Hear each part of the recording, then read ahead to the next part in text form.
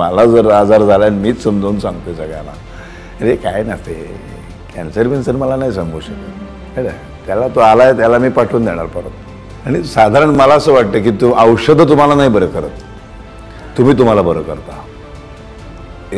अत्युच्च जगण्याची इच्छा आणि अशा वेळेला तुमचं निर्व्यसनी असणं तुम्हाला कामी येतं.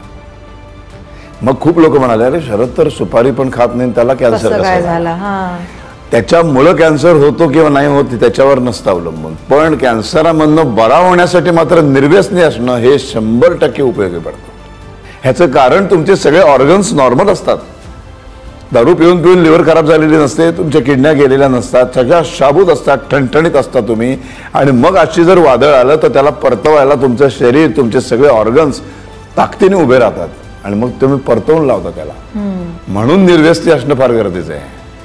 निर्व्यसनी असून कॅन्सर कसा झाला हा बावडारचा प्रश्न आहे.